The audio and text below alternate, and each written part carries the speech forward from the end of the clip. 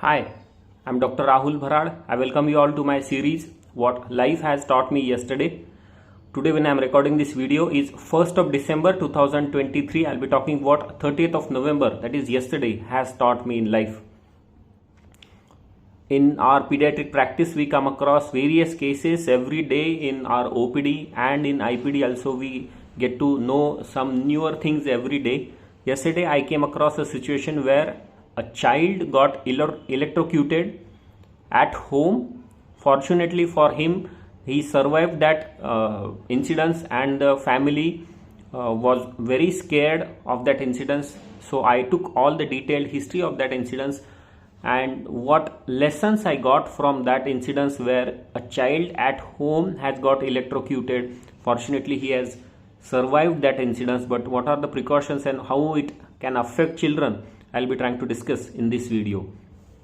Most important news I came across yesterday is about a very significant milestone as far as genetic studies of human beings are concerned. Scientists from UK have developed a UK BioBank where they have studied almost 5 lakh people's whole genome.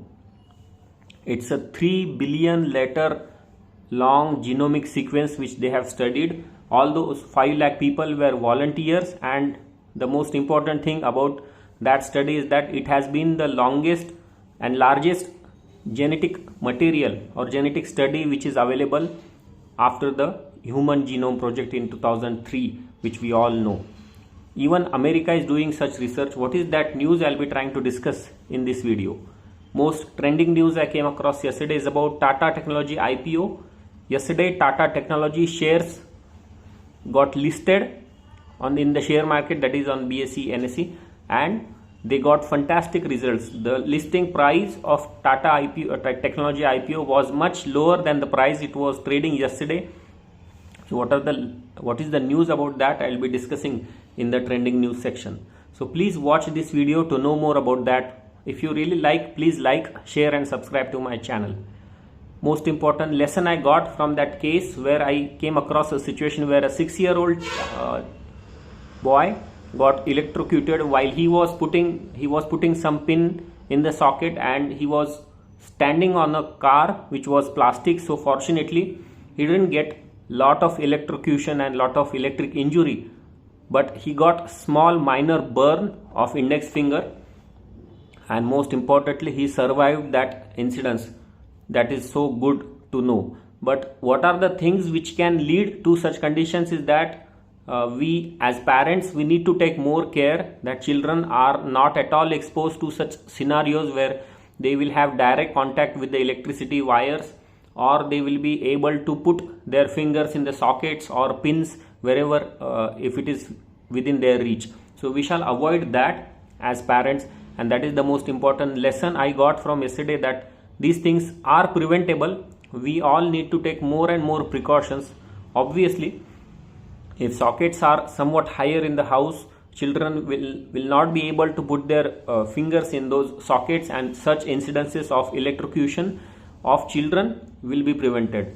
Once it happens, it is up to the destiny, I would say, like how much time the current was passing, how much duration it was there, how much which part of the body was exposed, from where the exit wound was, and whether the child was completely isolated or whether he or she was in contact with the other metals, and what was the current flow actually, what was the voltage, whether it was more than 1000 or less than 1000. So these things will matter, and these things will determine how much damage these electrocution cases can cause.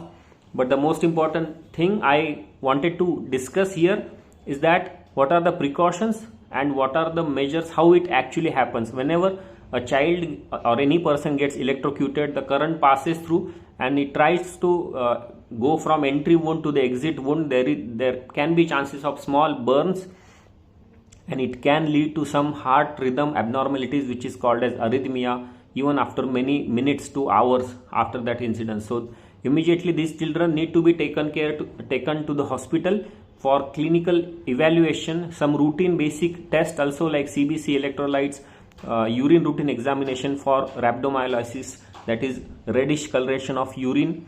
These tests need to be performed, plus some ECG also can be done to make sure or to avoid, to make sure that there are no rhythm abnormalities, which is called arrhythmia. For parents, I would say that immediately we all should try to avoid such incidences. If at all such kind of incidence happens, immediately remove that child from that source, and immediately if the child has got any kind of burn, just treat it as just like other burn. So rinse with water immediately, with tap water also. You can keep that finger or that part in the water, and immediately take your child to the hospital, pediatric hospitals, where the further examinations and observation, if at all needed, admission if at all needed, can be taken care of. So these are the things which parents should follow, I would say. But most important is prevention. Prevention is the best medicine, because we can't control how much energy, how much electric charge would transfer to the child, and how much fatal it can be, or how much dangerous it can be. So that was the most important lesson I got, that these things need to be taken care of and need to be prevented at any cost.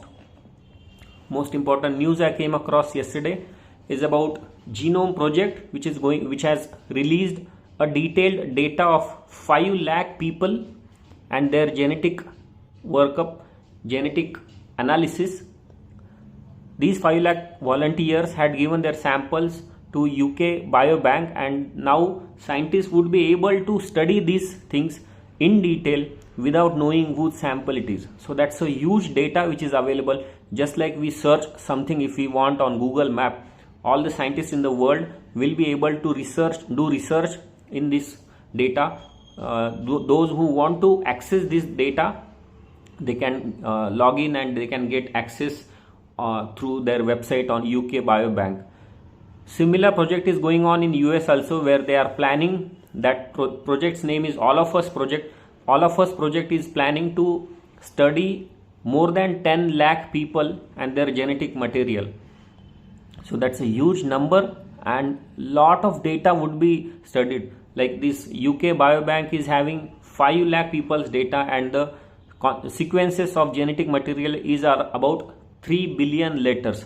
That's a huge number and huge genetic data that would be the base for future genetic studies, and we would be able to study what exact thing leads to a particular condition in a person. So that's very important, that's very interesting also, I would say. Earlier, whenever studies were done, they were done in a smaller sample than these, and most of the times some data was missing in that whole genome sequencing. But now the scientists are able to study whole genome sequence of these many people, and that's a huge data, I would say. And today's era, data is the gold, always remember.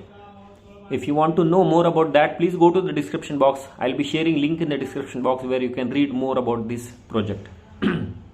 Most trending news I came across yesterday is about Tata Technology IPO. After almost 20 years, Tata company's IPO has come in the market, and it was supposed to be bought in the range of 475 to 500, but it got listed and it went from 500 to 1200 rupees on the first day of the listing. So what it shows that if a company is good, if the reputation of the company is good, if the management is good, if you have performed and you have contributed significantly in the past also to the future of the country like India, just like Tata Group has done, people are ready to buy that company at any cost. That is the lesson we all should get from that thing. I am not here to recommend you to buy that share now or sell that share right now. I am not expert in that. It is up to your own decision. But I am here to tell you one fact, that if a company is good, if the company's reputation is good, people or anywhere in the world, people would be buying that thing at any cost. And that is the ultimate aim any entrepreneur should have, that they should make a product in such a way that people should jump to buy that. That is the thing we all should learn from Tata Technology IPO. As we all know, Tata Technology IPO, the company is related to all the technology. For example, whatever technology which you use in your car, to play a music system or wiring system, everything, that system, automatic system, is being developed by Tata Technology. So that is the work which that company does.